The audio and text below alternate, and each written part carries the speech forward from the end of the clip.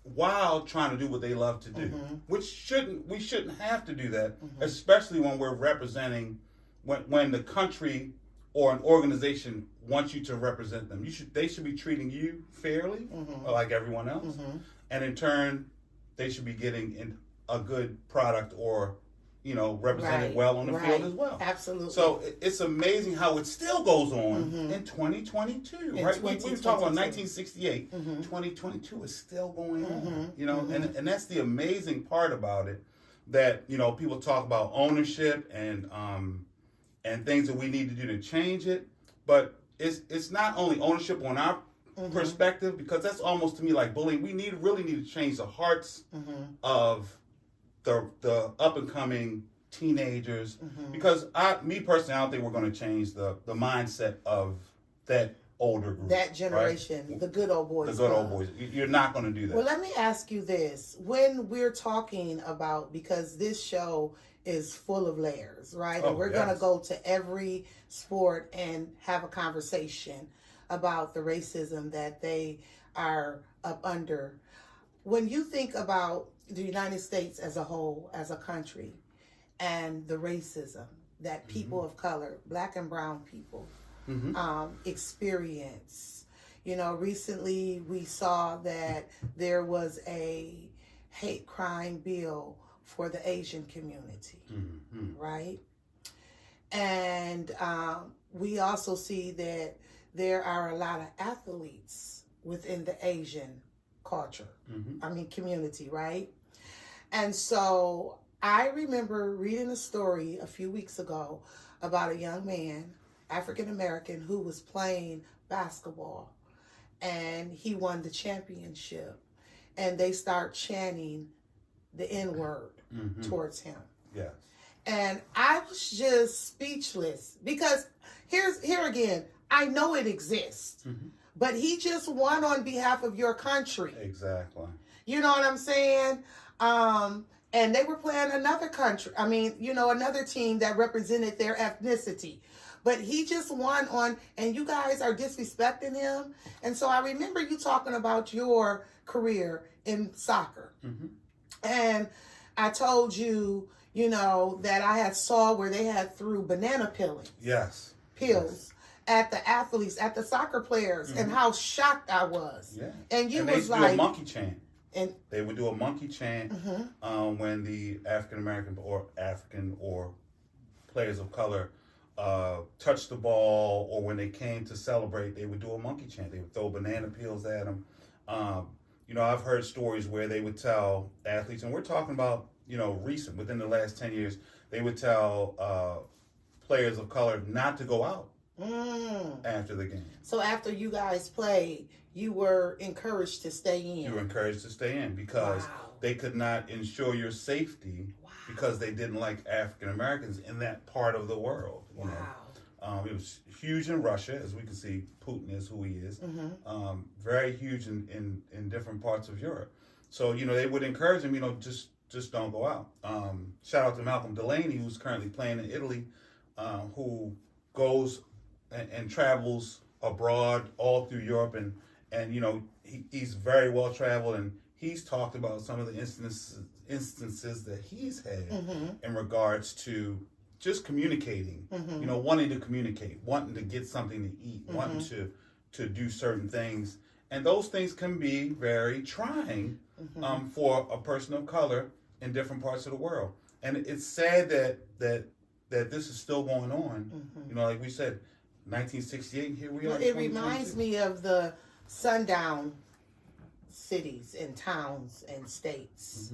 And what I mean by sundown is, if you were African American, by the time the sun went down, you weren't supposed to be in certain areas in the world in the South. That's right. You know what I'm saying? And if you were caught, you were beaten, lynched, anything. Anything could have happened. You know what I'm saying? So when I hear things like that, and shout out to Malcolm for being a voice and for uprooting, because a change has to come.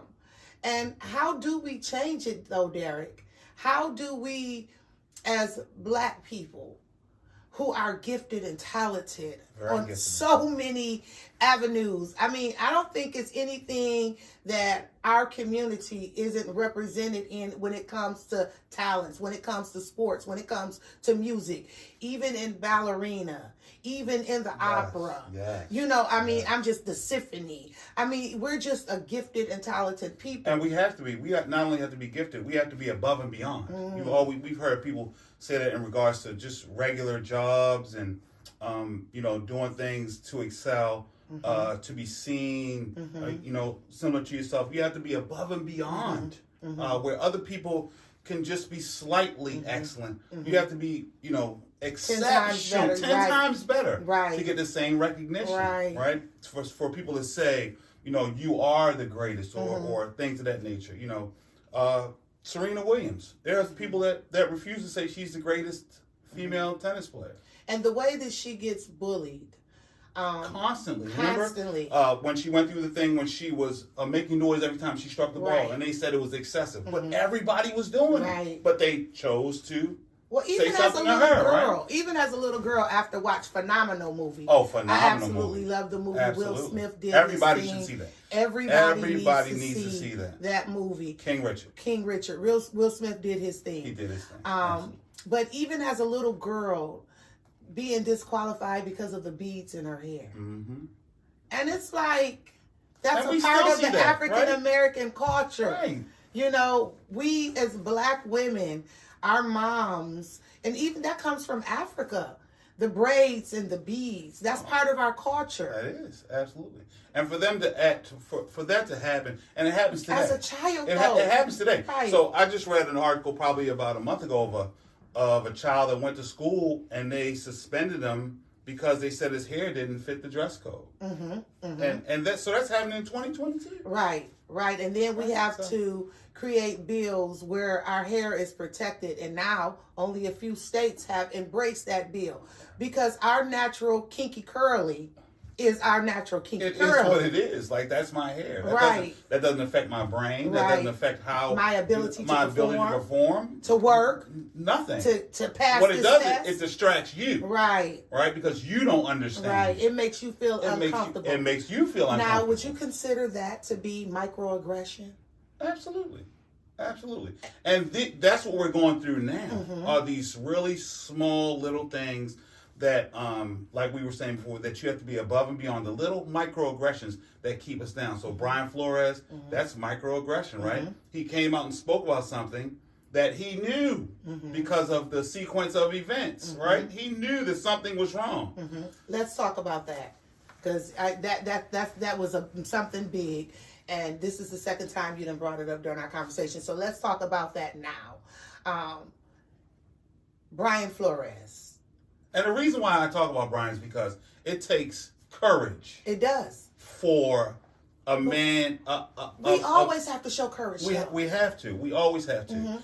And it takes an enormous amount of courage for somebody to step forward and say, look, I believe, knowing that what you're about to do is going to derail your dreams, right? So and possibly get you blackballed. Exactly. And so when we talk Brian Flores, we're talking about the NFL coach who is African American, I call it a scandal. It is a scandal. Who uncovered another NFL scandal when they went behind his back and hired another coach who didn't look like him. Exactly. So and not only let's did they go talk behind a little his bit back, about that. Yeah, so not only did they go behind his back, they had already made the decision before. So the rule is that they have to interview at least one coach of color for an open position. So should we consider that part of the affirmative action in NFL? I mean that's what they would call it, but affirmative action didn't work there, and it probably didn't work in. And the reason why I said it, and I did say it sarcastically, is because why do people have to be made to interview people of color? There you go, right? That's and I think that's the key. We're not capable or qualified. Right. And absolutely he is, right? You look at his resume. He's absolutely qualified. Took a team that were losers, correct? Losers for like 8 straight years and won 2 seasons, and then had his coach offer him $100,000 to lose. The team owner. The team owner to lose so that they could get the number one draft pick, right? I don't think he could have asked that of anyone else, but for some reason the owner thought that maybe this was a good idea for him. And the reason why I do call this scandal is because, and what makes it bigger than what we look at the surface is who else is involved in all this. Because the text message goes from another coach to another. He had receipts, honey. Right, he's got receipts, right? He dropped them. He released those text messages. Right, as they say, right? Come through receipts. The receipts are there, right? Right? You can say he did whatever, but when you show that receipt in that hotel room, he was there. But the thing is, right? He was there, right? There's a receipt. So the thing is, how many other people are involved? Right.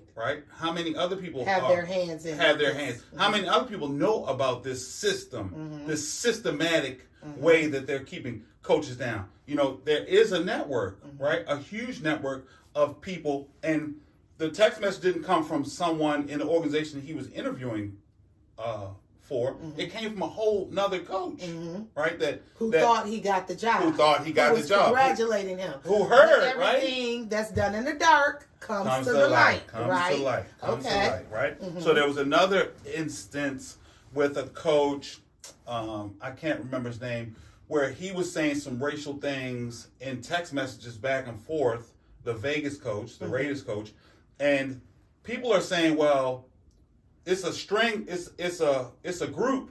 And so somebody brings out the receipts and shows, like, this is what they say in this group. What about the rest of the people in the group, right? All those other people are not exposed, but just the one who... They only expose the one. Right. But if it was a group thread, give us every name. Give us every name, because you accepted... You accepted this language. You didn't tell him to stop or be quiet. Right. The UFC guy. Right. He's talking to somebody else and he's saying racial terms. Somebody's accepting. He's not saying, "Hey, don't talk like that.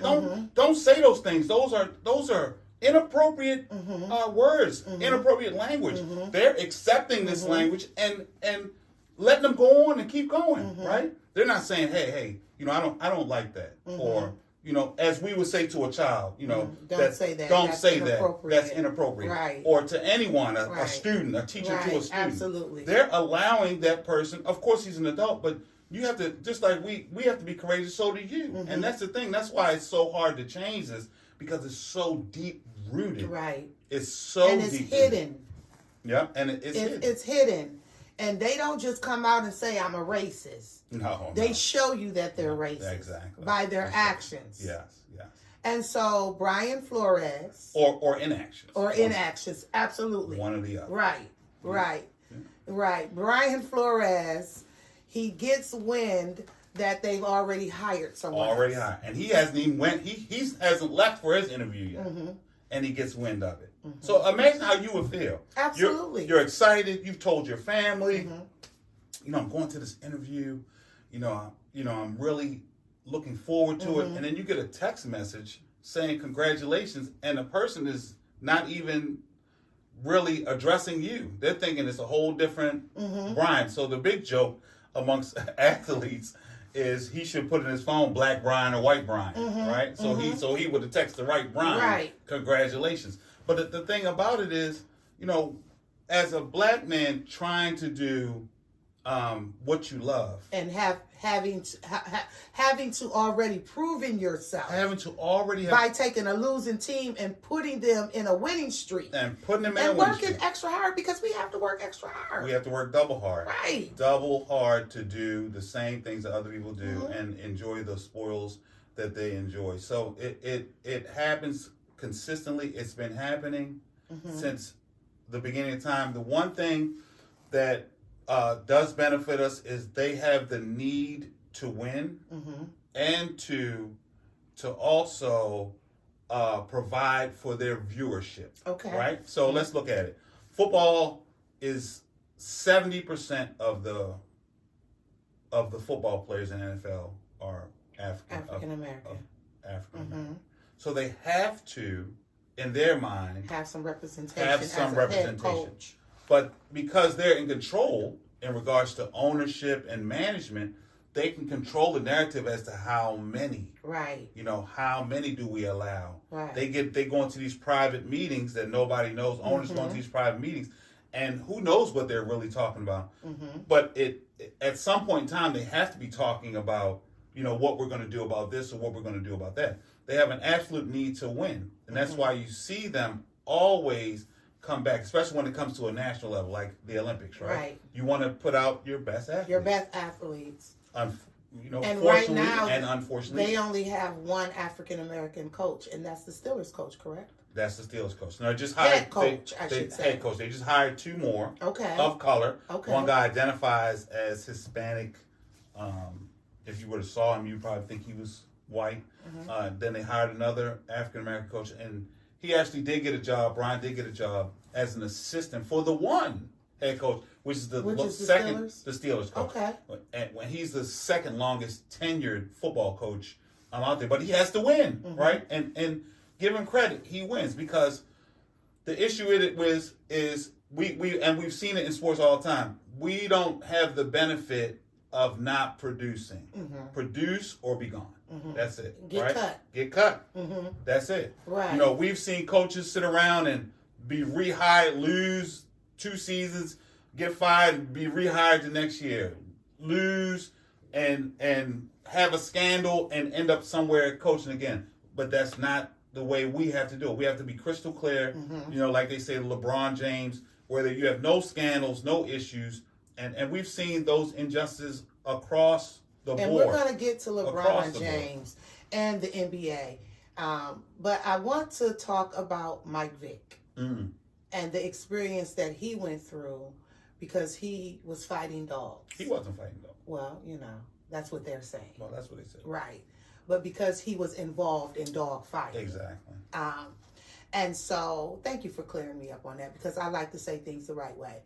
But we see that he lost his career, his endorsements, and he went to the penitentiary. Okay, so when people are sentenced to jail time, the goal for the penitentiary or jail is to rehabilitate. That's what they say. That's what they say. Mike spent, 6 years in the penitentiary? In the system. In the system. And then he was given a second chance that he had to work extra hard for. Absolutely. Do you think if Mike Vick was a white athlete that they would have banned him like they did for, what was it, MVP or what was it? It was another football game. They didn't want him to play. They didn't want him. They didn't want him to do anything. Yeah. Do you think if he was Caucasian that they would have went that hard to stop him? No, not at all. I mean, we've seen instances, Ray Rice here in Baltimore, where, there was a player of, African American descent that had an altercation with a female, right? A fight, a disagreement, a physical altercation, and he's treated completely different from the exact same as a white counterpart who did the exact same thing or something very similar. So we've seen that throughout the years when it came to the NBA and the NFL, right? And a double standard. And we've seen it, we've talked about it, but it still has not been corrected yet. It still, to this day, has not been corrected. There's still a double standard for everything that we do in regards to wanting to excel and being punished for whatever we do. It's always been a double standard. Do you think, and still speaking of Mike Vick, do you think that he should have came back to the NFL, and in coming back to the NFL, that he possibly felt like he had something to prove? Because Mike Vick was amazing. He was an amazing athlete. Amazing. And he probably could have came back. I do applaud him for coming back, and now he's an announcer, right? Commentator, and he does a great job. And kudos to him for allowing the chips to fall where they may, and forgiving the establishment and still coming back and getting money. But I mean, we see it so often, how these athletes take dives and then they go through different things in life, and it affects them in such a tremendous, such a way that it's traumatizing. It's sometimes. traumatizing to the entire family, to his entire family, because you gotta remember his family's going to go through this as well. Right, because there's a loss of income. There's so many losses. Loss of celebrity. Loss of the ability to do what you were created to do and what you worked so hard for and what you were trained to do. Like, it's just a loss all the way across the board. And I try not to think of things as a loss personally. Right. Because I always say it wasn't a loss if it was a life lesson. That's right. It was a lesson. And I'm sure that he's learned some lessons down the road. Absolutely. But in this situation, I believe that you can learn a lesson and still experience a loss. Because that's what, most of our athletes do. And you think about even Allen Iverson. Oh, yeah. How they painted him as a thug. As a thug, absolutely. And he was just one of the best to ever do it. Absolutely. The way he wore his hair braided. The hair thing again, right? Right. It always goes back to our natural nationality. I think about Allen Iverson, and I think about the scrutiny that he was up under, and I think about how that played a part on his psyche, like his emotional and his mental. You know what I'm saying? I know it's extremely challenging, but I think about it. I think about like Will Chamberlain and what they went through, right. And how they paved the way. And you said something earlier about Muhammad Ali, and I love Muhammad Ali because I do think he is the greatest of all time, he is, right? Absolutely. When you think about how he came in contact with the Nation of Islam and changed his name, and how they really, really tried to not allow him to be who he became by sending him to fight in the war. You know what I'm saying? Right. Things of that nature, and how he took his platform and began to speak against the injustices. And that's why it pays for us to do our research and due diligence, because you think about Malcolm X, and you think about Muhammad Ali, and you think about Sam Cooke, who was a singer, and how they all just paved the way. Absolutely. Under what they went so through, much pressure. Under so much pressure.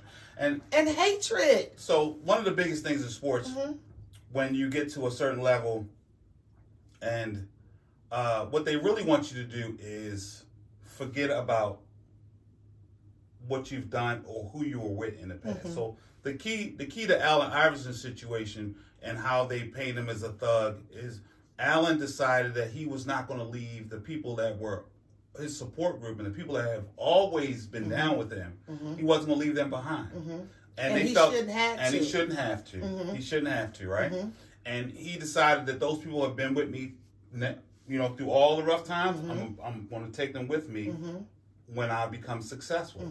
And a lot of times when you get to a certain level in sports, that's what they want you to do. They want to mold you, and they want you to fit a certain disconnect you from your friends, exactly. And they want you now to mold you into what they think you should look like, and they do it in entertainment all the time, all the time. So change your hair. We want you a little slimmer. We want you get nipped and tucked. Lose 10 pounds. That's right. Fix your teeth. All of those things. That's what I love about J. Cole. J. Cole said, "I love my crooked smile," but go ahead, Derrick. That's right. So I mean, all these things have affected us in major ways because we look at those people as idols and icons, and we see what they do, and in turn, we think that's the best thing for us.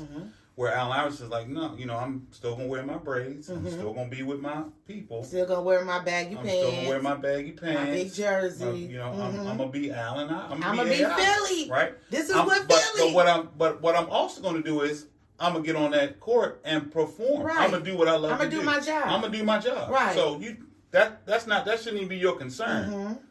As my employer, your concern should be what I do on the court. Of course, they have a lot of money tied into them, and they want them the best for you, but they shouldn't try to make you what they want to see. You should be who you are, right? And that's where a lot of confusion comes, and where change needs to happen. So we see it now in younger athletes. Allen Iverson was one of the first ones to to have tattoos. You know, now you see white guys with tattoos from head to toe, right? A whole sleeve. A whole sleeve, a whole body, right? The whole body is tattooed.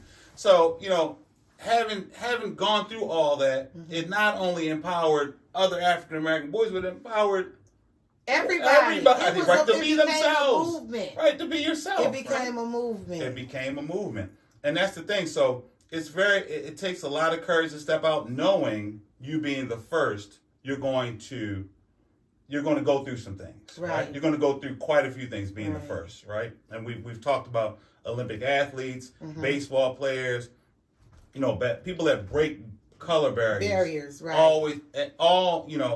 All of them have went through, you know, who can just think of some of the things that they have went through. Like I was watching the other day, the first African American descent that started playing hockey. She's actually from Canada. Yeah. Now I could not imagine, as physical as hockey is, you know what that very violent, right? Very violent, right? And this is funny because growing up in Flint, Mom would take us to the Red Wing games in Detroit, and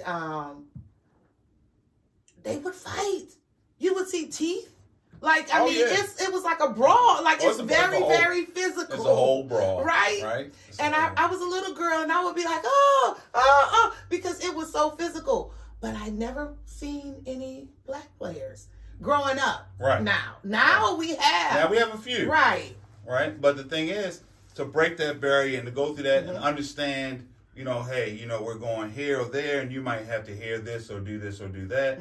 You know, that is a job in itself, right? Not only are you doing your job on the ice, now you have to deal with these atrocities off of the field, the court, whatever it is, you know. And golf. We're going to talk about the mental part of that, you know, because everybody should know, and if you don't know, you will learn. I am a mental health advocate. Oh, absolutely. I talk a lot about mental health. It's important. You know, and I know that mental health plays a major part in our athletes. We've seen it with Simone Biles when she stepped away from the Olympics and was like, my mental, like, I'm not there. You know what I'm saying? I'm not there, you know. And they were like, oh, you're letting your team down. Sometimes you have to choose you. You have to. And if your mental isn't in the game, then it's okay to just tap out and say next time. That's right. And they made her feel so bad about choosing her mental over a medal. And I loved what her response was. She said, my team is capable. That's right. They can do it. What a beautiful statement. That was a beautiful statement. That's right. And it really is. That's a lot of pressure to be up under. It as is. An individual, not as a whole team, you know, but as an individual. And so, and I call her a baby, even though, you know, she's of age. Right. But in my eyes, she's a baby. But to hear that baby and to see that baby take a stance. Yes. For her mental. And the crazy thing about that, Tyra, is the empathy needed for that, because putting her through all that pressure and then knowing her journey with the young man with the trainer that was raping, and having to go through that, and then you want to put more pressure on her to perform, knowing what she's already went through, and she's saying I need a mental break right now. And that's the bullying that she's encountered on social media. Her hair. It's amazing. You know, they so worried about her hair. And I'm like, listen, our hair is not straight. Why is it? Why do it's they always go back to the hair? Let me tell you why. Because our hair is our glory. It's our crown. Right. It's the crown. It's who we are as a people, as a culture. But to just bully her and try to break her emotionally and mentally, and drag her through on the headlines. The headlines, and that's what always made me want to do it differently in media. I didn't want to be that media chick that always has something negative to say about somebody. I wanted to be the one who uplifted and who inspired, you know, and even on a bad day, she still inspires me. You get what I'm saying? Absolutely. And I'm way older than her. That's what makes you different, right? Because your path, your journey, you talk about it all the time. And so many people, like we were talking about, hide that journey because people are saying, you know, don't say that, or don't say this, or don't do this, or don't talk about that because we don't want them to know about this or know about that. people that hear the true journey understand, you know, well, she went through all of that, yet she still persevered. Right. That gives them strength to say, you know what, I'm going through and I've been through, but now I know I can still persevere too. And by hiding all of these blemishes, as you may call them, as we go through life, really doesn't benefit us as a society. It doesn't benefit society in general. Absolutely not. No one is perfect, and we should show that everyone has imperfections and hills that they've climbed and things that they've went through. Those things are important for people going through them.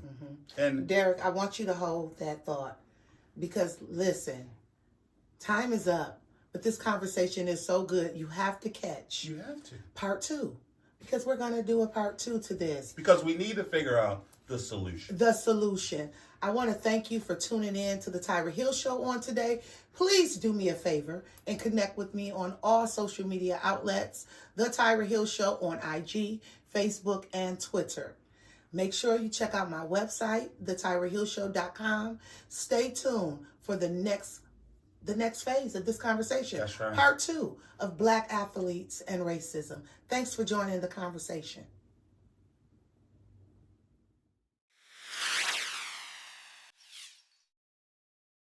And I want to talk about the culture.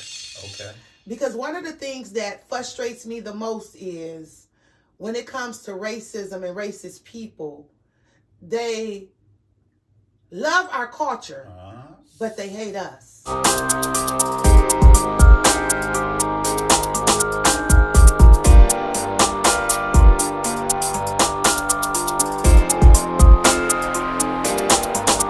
Let's talk about it.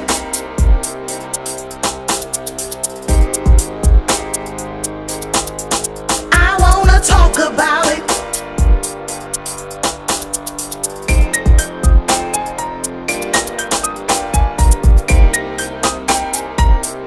On the Tyra Hill Show.